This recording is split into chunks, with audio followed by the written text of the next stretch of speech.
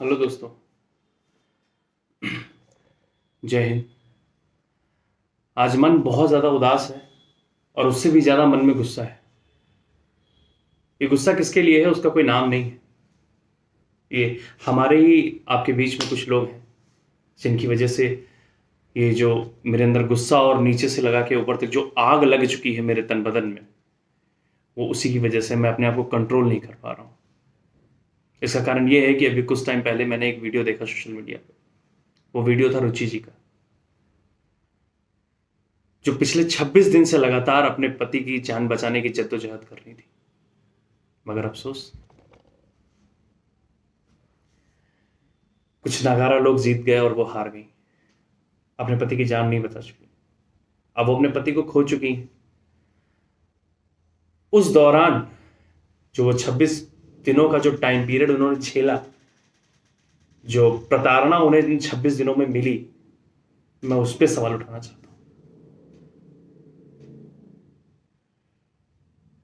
एक महिला है जिसका पति आईसीयू में है, क्रिटिकल है, जिसका पति वेंटिलेटर पे जाने की स्थिति में है, ऑलमोस्ट वेंटिलेटर पे ही है, जिसका पति, उस महिला के साथ सौदेबाजी की जा रही है। उस महिला के साथ लोग अपनी हवस निकालने की कोशिश कर रहे हैं। उस महिला को हैरेस किया जा रहा है और वो भी उसके पति के सामने। हम किस समाज में जी रहे हैं? कहां हैं हम? अभी कुछ दिनों पहले मैंने सोशल मीडिया पे देखा कि ये दो बहनें जो रेमडेसिविर इंजेक्शन के लिए इधर से उधर भाग रही हैं, उनसे एक आदमी डिमांड करता है कि मेरे साथ सेक्स कर लो, मैं तुम्हें इंजेक्शन लाके दूंगा। ये है बिना भारत महान। इस भारत में हम रह रहे हैं और हम अपने आप को भारतीय कहते हैं। शर्म आनी चाहिए ऐसे लोगों को और इस ऐसे सिस्टम को, जैसे लोगों को पकड़ नहीं पा रही हो, इस तरीके की हरकतें करवा रही है। डॉक्टर्स जिनको हम भगवान का रूप कहते हैं, जिन्हें हम भगवान का दर्जा कहते हैं, जिनको हम पूजते हैं, जिनकी हम बात आंख बंद करके डॉक्टर ने कह दिया कि शाम तक आपको खड़ा रहना है, तो आप खड़े ही रहते हैं, आप बैठेंगे नहीं।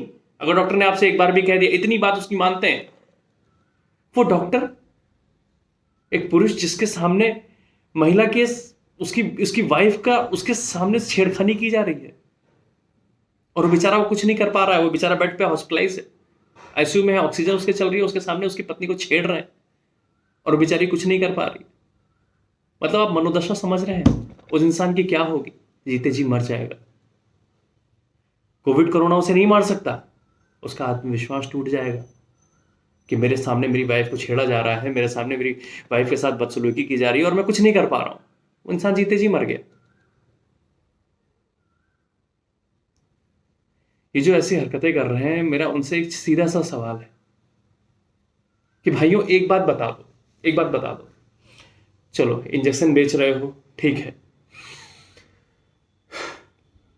ऑक्सीजन बेच रहे हो, ठीक है, बेचो। कितना कमा लोगे? 2 लाख, 4 लाख, 10 लाख, 20 लाख, 50 लाख, ठीक है, कमा लेगा। फिर जिंदा होना जितना बड़ा यह सच है, उतना ही बड़ा यह सच है कि 4 दिन बाद इस दुनिया से चले जाओगे। ये दुनिया किसी को जीने नहीं देती, ये किसी को रहने नहीं देगी। ये किसी के बाप का घर नहीं है। इसकी चाबी सिर्फ ऊपर वाले के पास।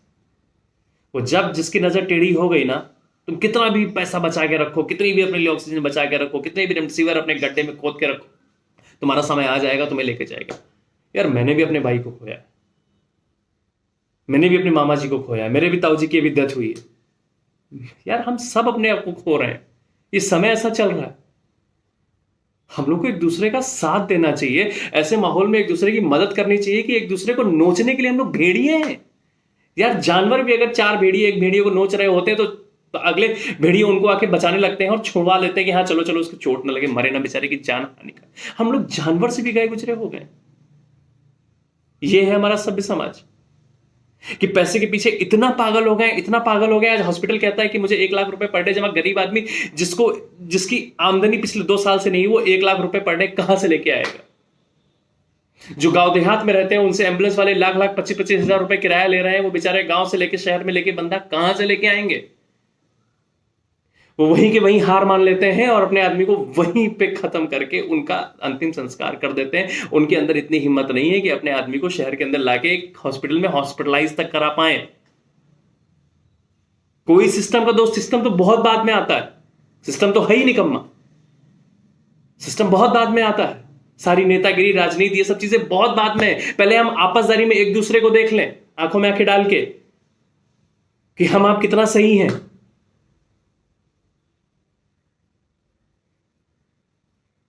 हम एक दूसरे के साथ कितना सही कर रहे हैं, कितना सही बर्ताव कर रहे हैं।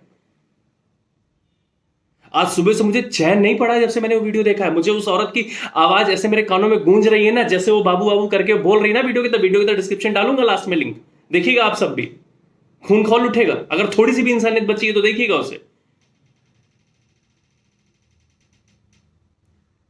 धक्के देके उस औरत को हॉस्पिटल के बाहर निकाल रहे हैं लोग। हम क्या भविष्य लिखेंगे अपने देश का, और क्या बताएंगे अपने बच्चों को?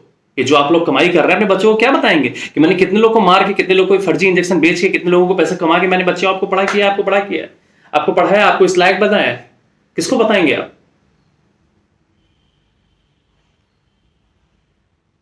जो बेटी अपने पिता को बचाने की सोच रही है, वो ये नहीं सोच रही कि मेरा कितना पैसा जा रहा है, या मेरे पास कुछ बचेगा या नहीं बचेगा, उसे सिर्फ उससे जान बचाने से मतलब है।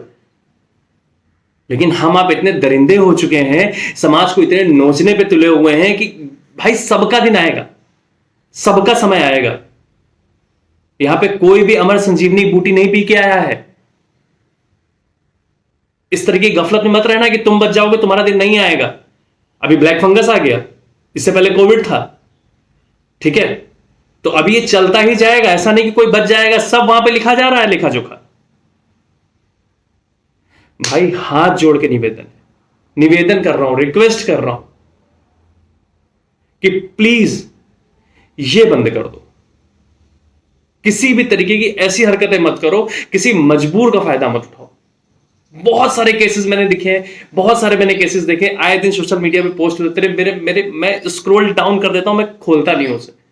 मेरी हिम्मत नहीं होती उसे देखने में, मैं पगला जाता हूं उसको देखने के बाद। लिटरली बता रहा हूं। मैं पुनीत शुक्ला, आप मुझे डीएम कर सकते हैं, ठीक है? मैं अपना नंबर डाल दूंगा। किसी तरीके की कोई दिक्कत है, अगर आप मुझे मैसेज करेंगे, मैं तुरंत उस पर रिप्लाई करूंगा। और मैं बता रहा हूं आपको गारंटी, मेरे लायक कि जिस तरीके की सेवा होगी, मेरे पास एक दो सिलेंडर्स के जुगाड़ भी है, रेमडेसिविर इंजेक्शन भी है मेरे पास। अगर किसी भी तरीके की जुगाड़ होगी तो मैं कहीं से भी व्यवस्था करके मैं दिलाऊंगा। आप सीधे मुझसे संपर्क करिए। अगर मेरी औकात के बाहर वो चीज नहीं होगी तो मैं जिस लायक होऊंगा वो आपकी मदद जरूर करूंगा, जरूर करूंगा।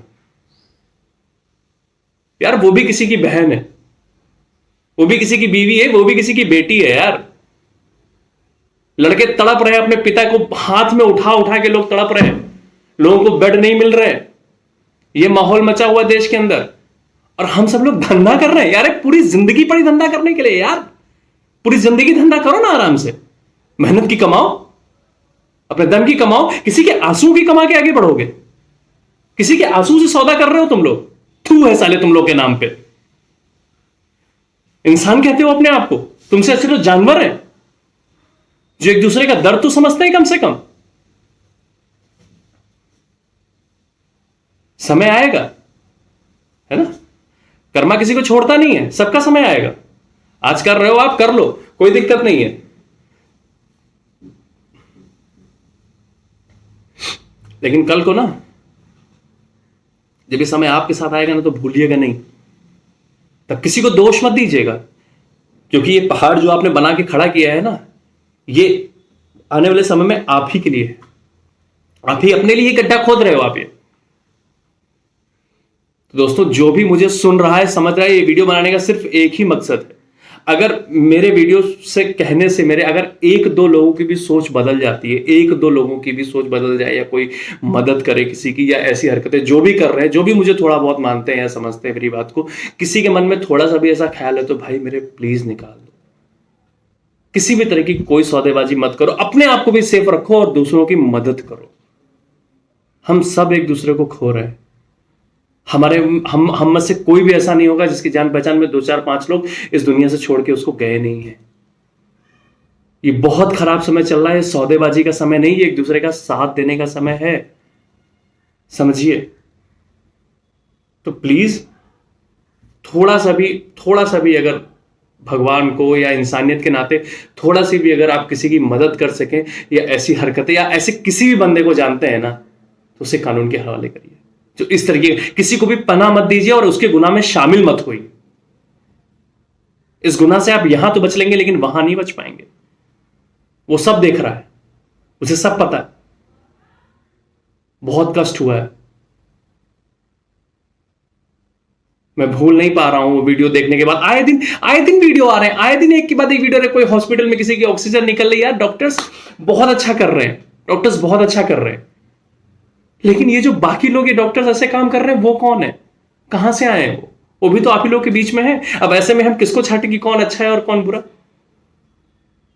डॉक्टर ऑक्सीजन निकाल दे रहे हैं, डॉक्टर जीते जी मार दे रहे हैं। एक नर्स का वीडियो आया था ग्वालियर से, जो नर्स औरत से कह रही थी, अपने पेशेंट से कह रही थी कि तुम तो चंद दिनों की मेहमान हो, माता जी आप तो जाने वाली हो, चंद दिनों के मेहमान हो। अगले दिन उस माता जी का जो है देहांत हो गया।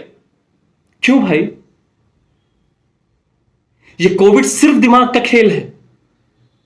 आप अगर आदमी के दिमाग को ही मार दोगे ना, मानसिकता उसके दिमाग में घुसेड़ दोगे ना कि आप बचोगे नहीं, आप बचोगे नहीं, आप नहीं बच सकते ना, वो आदमी कभी सर्वाइव नहीं कर सकता, कभी सर्वाइव नहीं कर सकता। आप अगर प्यार से अच्छे से बोल दो, यार डॉक्टर आप लोग का बहुत बहुत बड़ा योगदान है, हमारे देश के स्तंभ हो आप। अगर आप ही अगर मेंटली आदमी को डिसेबल कर दोगे, मेंटली डिसेबल हो जाएगा इंसान, कैसे बीमारी से लड़ेगा? पैसा नहीं खलता है, पैसा चला जाएगा फिर कमा लेगा, लेकिन आदमी कहां से लेके आएगा जो आदमी चला जाएगा? तो फॉर गॉड सेक ये सब बंद करिए। मैं किसी पे ब्लेम नहीं कर रहा हूं, किसी पे ब्लेम नहीं कर रहा हूं, और सब पे कर रहा हूं, अपने आप पे भी कर रहा हूं कि ये जो स्थिति है ना कहीं इसके जिम्मेदार सभी हैं, कि जाने अनजाने में गलती ना गलती से हम लोग भी उसको साथ दे रहे हैं। लेकिन थोड़ा सा बात को, स्थिति की गंभीरता को समझिए और कोशिश कीजिए कि थोड़ी सी सिचुएशन संभाल लीजिए, एक दूसरे की मदद कर लीजिए। समय बदल जाएगा, ये फिर से ये सब नॉर्मल हो जाएगा। लेकिन इस तरीके किसी का मिसयूज मत करो, मत करो किसी का मिसयूज। हाय लगेगी, हकीकत बता रहा हूं, किसी का भी मिसयूज मत करो। जय हिंद दोस्तों।